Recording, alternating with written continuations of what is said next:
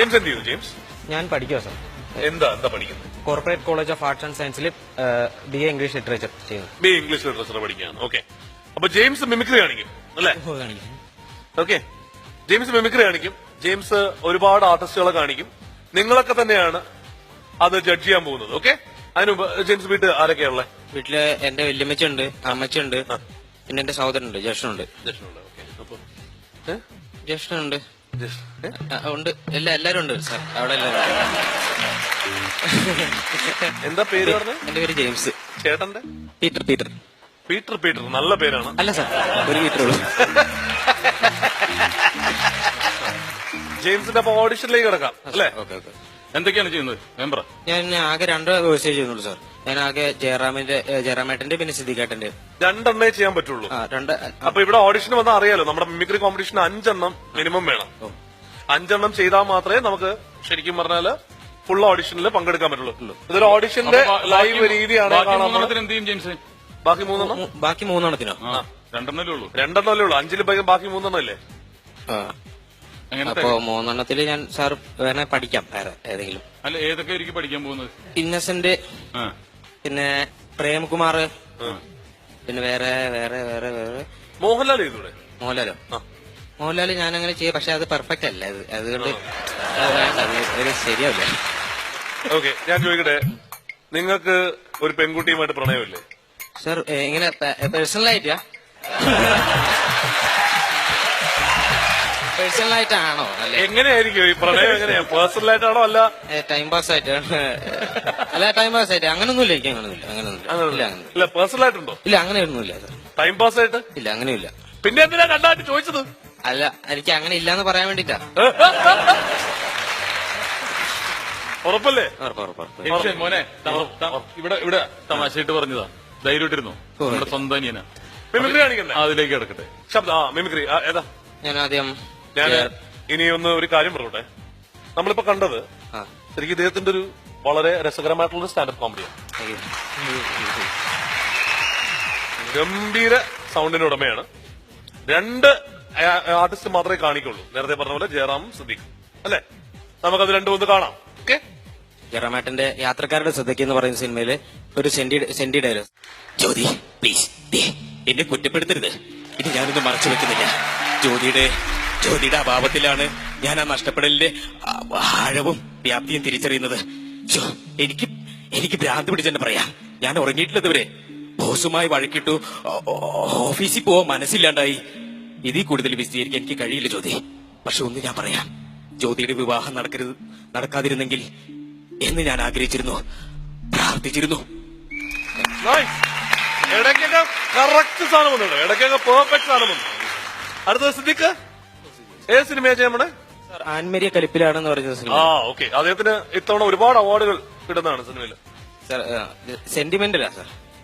Sir sorry, ഞാൻ ഇവിടെ comedy ഉത്സവത്തിന് വന്നിട്ട് സെന്റിമെന്റൽ ചെയ്യാൻ തിരിച്ചാൽ ഞാൻ കൺട്രോൾ ചെയ്തോളാം. നിങ്ങൾ ഇങ്ങനെയൊക്കെ ചിരിച്ചു കഴിഞ്ഞാൽ പെട്ടെന്ന് എനിക്ക് ചിരി വരും. അല്ല, എനിക്കും ചിരി വരും. അപ്പൊ പിന്നെ സെന്റിമെന്റൽ അതെല്ലാം ക്ലാഷ് ആയിട്ട് മൊത്തം ചിരിച്ചാൽ ഈ കൊച്ചുങ്ങളെ സംബന്ധിച്ചിടത്തോളം അതുങ്ങളുടെ ജീവിതത്തിലെ ഏറ്റവും വലിയ ഹീറോ അവരുടെ അപ്പനാ. അപ്പൻ ചെയ്യുന്ന പോലൊക്കെ ചെയ്യാൻ ഏത് കൊച്ചുങ്ങൾ ആഗ്രഹിക്കുകയാവുക. അതിന് അതുങ്ങളെ കുറ്റം പറഞ്ഞ കാര്യമില്ല. നീ എന്റെ മൂത്ത മോൻ സണ്ണിയെ കണ്ടിട്ടില്ലയോ? അവന്റെ മൂത്തൊരു മോളുണ്ടായിരുന്നു എനിക്ക്, ജലീല. അവൾ 6ാം ക്ലാസ്സിൽ പഠിക്കുമ്പം ഒരു ദിവസം വീട്ടിൽ വന്ന് വെച്ചും പറഞ്ഞു, സ്കൂളിലെ കലോത്സവത്തിന് ഒപ്പനയ്ക്ക് മണവാട്ടി അവൻ അവളെയാ തിരഞ്ഞെടുത്തിരിക്കുന്നത്. ടീച്ചർമാരെ കുറ്റം പറഞ്ഞിട്ട് കാര്യമില്ല.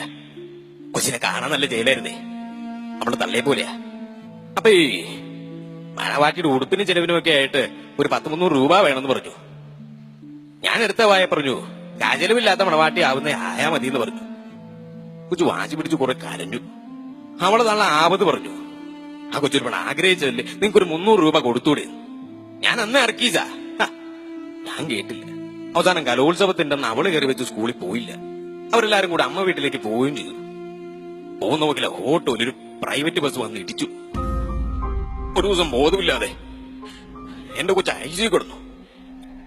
ഞാൻ ഞങ്ങന്നല്ലേ ഓടിച്ചെന്നു. എപ്പോഴും ഓർമ്മ വന്നപ്പോ എന്റെ കൊച്ചന്റെ കയ്യെ പിടിച്ച് ചോദിക്കുവാ, രൂപ തന്നിരുന്നേ, എനിക്കിത് വല്ലതും വരുമായിരുന്നു. അത് പറഞ്ഞ പിറ്റേന്ന് എന്റെ കൊച്ചു പോയടാവേ. അന്ന് മുതൽ ഞാൻ ഈ മുസ്ലിം കല്യാണക്കൊന്നും വിളിച്ചാ പോവുകയില്ല. കൂട്ടുകാരും നാട്ടുകാരൊക്കെ വിളിച്ചാലും ഞാൻ എന്നെങ്കിലും പറഞ്ഞങ്ങ് ഒഴിവാകും. എനിക്ക് മണവാട്ടികളൊക്കെ നിൽക്കും വലിയ പ്രയാസമാ. എന്റെ കൊച്ചു ഒരുപാട് ആഗ്രഹിച്ചല്ലടാവേ ആ വേഷത്തിലൊന്ന് നിൽക്കാൻ. അതുകൊണ്ടാണ് ഞാൻ പറഞ്ഞത്, കൊച്ചുങ്ങൾ എന്നെ ആഗ്രഹങ്ങൾ പറഞ്ഞ നമ്മളെ കൊണ്ട് പറ്റുവാതങ്ങ് സാധിച്ചു കൊടുക്കണം. വലുതായി കഴിഞ്ഞാ ഈ കൊച്ചുങ്ങൾക്കും ചെറിയ ചെറിയ ആഗ്രഹമൊന്നും ഉണ്ടാവുകയില്ലടാവേ. Thank you sir.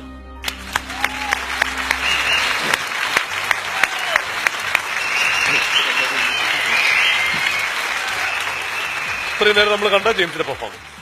ഇനി ജെയിംസ് ആരാണ്? കലാകാരന്മാരുടെ കാൽപ്പാട് പതിഞ്ഞ കോഴിക്കോടിന്റെ മണ്ണിൽ നിന്നും അനുകരണ കലയിൽ വേറിട്ട് ശബ്ദമായി തിളങ്ങുന്ന യുവപ്രതിഭ James Devasi.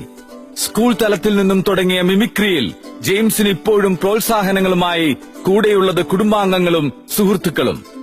Kozhikode corporate college of arts and സയൻസിൽ BA ഇംഗ്ലീഷ് ലിറ്ററേച്ചറിന് പഠിക്കുന്ന ഈ അനുഗ്രഹീത കലാകാരൻ താരങ്ങളുടെ മികച്ച അഭിനയ മുഹൂർത്തങ്ങളെ അനുകരിക്കുന്നതിൽ ഏറെ പ്രശസ്തനാണ്. സൂക്ഷ്മവും സരസവുമായ ശബ്ദാനുകരണത്തിലൂടെ അഭിനേതാവായി തന്നെ മാറുന്ന ജെയിംസ് അനുകരണ കലയിലെ പുതുതലമുറയിലെ ഭാവി വാഗ്ദാനമാണ്. നർമ്മത്തിന്റെ നവരസങ്ങൾ മിന്നിത്തിളങ്ങുന്ന ചിരിയുടെ ഉത്സവവേദിയിലേക്ക് ജെയിംസ് ദേവസിയെ സ്നേഹപൂർവ്വം സ്വാഗതം ചെയ്യുന്നു.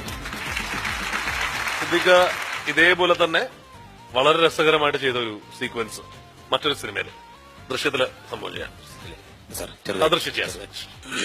അമേരിക്കയിലുള്ള ഞങ്ങളുടെ സഹോദരങ്ങളുടെ അടുത്തേക്ക് പോകുന്നതിന് മുമ്പ് മരണന് എന്താണ് സംഭവിക്കുന്നത് അറിയാൻ തോന്നി. കാരണം ഓരോ ഫോൺ കോളും കോളിംഗ് ബെല്ലൊക്കെ അവന്റെ ശബ്ദമായിട്ടാ ഞങ്ങളുടെ കാതിൽ വന്ന് അലയ്ക്കുന്നത്. അതിന്റെ പ്രതീക്ഷയും നിരാശയൊക്കെ ഉള്ളതുകൊണ്ട് ചോദിച്ചു പോവുക. ഞങ്ങൾ ഇനി അവന് വേണ്ടി കാത്തിരിക്കണോ? മനസ്സിലാകും, എനിക്ക് മനസ്സിലാകും നിങ്ങളുടെ വിഷമം. ബുദ്ധിമുട്ടിച്ചതിൽ ക്ഷമിക്കണം കേട്ടോ. ഈ ജെയിംസ് ഈ ക്യാരക്ടറായിട്ട് വരുമ്പോൾ വേറൊരാളും ജീവിതത്തിലേക്ക് വരുമ്പോൾ വേറൊരാളും നമ്മളെ ഞെട്ടിച്ചു കളഞ്ഞുകൊണ്ടിരിക്കുകയാണ്. കാരണം ഈ ക്യാരക്ടറിലേക്ക് വരുമ്പോഴേക്കും ഇത്രയും ഇൻവോൾവ് ആയിട്ട് ചെയ്യാൻ സാധിക്കുന്നു. അതൊരു പൂർണ്ണതയുള്ള ഒരു കലാകാരന് മാത്രമേ സാധിക്കൂ. ശരിക്കും ഈ ഒരു ഐഡിയയിൽ തന്നെയാണ് ഇതിവിടെ കൊണ്ടുവന്നപ്പോ ലൈവ് ഓഡിഷൻ എന്ന് പറഞ്ഞത്. ലൈവ് ഓഡിഷൻ എന്ന് വന്ന ആളും ഈ പെർഫോം ചെയ്യുന്ന ആളും തമ്മിലുള്ള ഡിഫറൻസ് ഉണ്ടല്ലേ, അതാണ് ഇന്നത്തെ ഇവിടുത്തെ സ്പെഷ്യൽ പെർഫോമൻസ്. എനിക്ക് തോന്നുന്നു ജെയിംസ് ഒരു മിമിക്രി എന്നുള്ള രീതിയിലല്ല, ഒരു ഉഗ്രൻ ആക്ടറാണ് എനിക്ക് കാണാൻ സാധിക്കുന്നത്. അതിൽ യാതൊരു സംശയമില്ലല്ലോ. ഞാൻ പറഞ്ഞ കാര്യമായിട്ട് തന്നെ എടുത്തോ, ഒരു സ്പാർക്ക് ഉണ്ട്, അത് കണ്ടെത്തിയിരിക്കും. അടുത്ത് തന്നെ മലയാള സിനിമയിൽ ജെയിംസ് എത്തുന്ന എവിടെയെന്ന് പറയാൻ പറ്റില്ല, ഒന്നും പറയാൻ പറ്റില്ല. ഉറപ്പായിട്ടും അതൊന്നും വേണ്ട. അതെന്താ കരയുന്നതിനാ? അതൊന്നും വേണ്ട. വേറെ പ്രശ്നമില്ല. അതല്ല സാർ, അത് വീട്ടിലിങ്ങനെ അങ്ങനെ ഭയങ്കര സെന്റിമെന്റ്സാ, അപ്പൊ ചിരിക്കാനുള്ള സാധ്യതയൊന്നുമില്ല. അപ്പൊ ഞാൻ വീട്ടിൽ ഭയങ്കര സെന്റിമെന്റ്സ് ആണ്. പിന്നെ ഭയങ്കര സെന്റിമെന്റ്സാ. ചേട്ടൻ കാരണമാണോ? ഒന്നുമില്ല, എന്റെ അമ്മയ്ക്ക് ജോലിയൊന്നുമില്ല. എന്റെ അച്ഛൻ ചെറുപ്പത്തിൽ മരിച്ചുപോയി. അപ്പൊ എന്നെ വളർത്തിയതൊക്കെ എന്റെ വല്യമ്മച്ചാണ് വളർത്തിയത്. അപ്പൊ എനിക്കിപ്പോ അവര് പറയുന്ന പോലത്തെ ഒരു മകൻ അല്ല, എന്താ പറയാ, കൊച്ചുമകൻ അല്ല, മകനാണ്, കൊച്ചുമകനൊന്നല്ല. അപ്പൊ അവരുദ്ദേശിക്കുന്ന പോലെ ഒരു മകൻ എനിക്ക് ആകാൻ പറ്റില്ല. കാരണം ഞാനിപ്പോ ഭയങ്കര എനിക്ക് ഇങ്ങനെ എന്താ അവര് അനുസരിക്കൊന്നുമില്ല. അപ്പൊ പഠിക്കൂല, അനുസരിക്കൂല. രാത്രി 11 മണിക്കൊക്കെ വീട്ടിൽ കയറുന്നത്, 11-12 മണിക്കൊക്കെ. അപ്പൊ 11 മണി വരെ എന്താ പരിപാടി?